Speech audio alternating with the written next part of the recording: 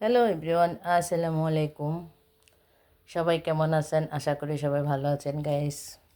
3 দিন যাবৎ কোনো ভিডিও ছাড়তে পারিনি। শারীরিক অসুস্থ ছিল, মানসিকভাবে একটু অসুস্থ ছিলাম। তো আসলে মন ভালো না থাকলে কোনো কিছুই ভাল লাগে না। তারপরও ভাবলাম আমার ভাই বোনদের সাথে এখন একটু ভিডিও দিই। তো কি বলবো জানি না, খুব ক্লান্ত হয়ে গেছি গাইস। অনেকগুলি মাছ কেটেছি তাই। তো শুরু করতেছি কী কী রান্না করেছি আজকে দুপুরের খাবারের মেনু। এখানে আছে সাদা ভাত, এখানে আছে ফেভারিট একটা খাবার লাউ দিয়ে ইলিশ মাছ দিয়ে রান্না, এখানে আছে লাইয়ের চিকলা যেটা চোকলা সেটা দিয়ে আলু দিয়ে চিংড়ি মাছ দিয়ে ভাজি করেছি। দেখতেই পাচ্ছেন খুবই ইয়ামি হয়েছে গাইস।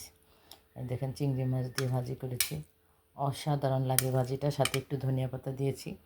আমার খুবই পছন্দের একটা খাবার, খুব ভাল লাগে এই সিজনে। আসলে এই এখনই নতুন নতুন লাউটা খুব ভাল লাগে। লাউটা একদম নরম হয়ে গেছে, একেবারে সিদ্ধ হয়ে গেছে, কচি একটা লাউ দিয়ে রান্না করেছি। আমার ছোট ছেলে লাউটা গ্যাস কিনে নিয়ে এসেছে, তাকে দিয়ে কিনেছি 60 টাকা দিয়ে। তো তাকে দিয়ে মাঝে মাঝে একটু বাজার করে গ্যাস। আপনারা কে কে পছন্দ করেন লাউ দিয়ে ইলিশ মাছ দিয়ে? অবশ্যই লাইক কমেন্ট শেয়ার করতে বলবেন না। আমার পেজটাকে বেশি বেশি ফলো দিবেন সবাই। তো সবাই দোয়া করবেন আমার জন্য, আল্লাহ যেন শারীরিক ভালো রাখে, আপনাদের কাছে আমি ভিডিও পৌঁছাতে পারি, ভিডিও করে দেখাতে পারি কী কী রান্না করি, কী করলাম না করলাম।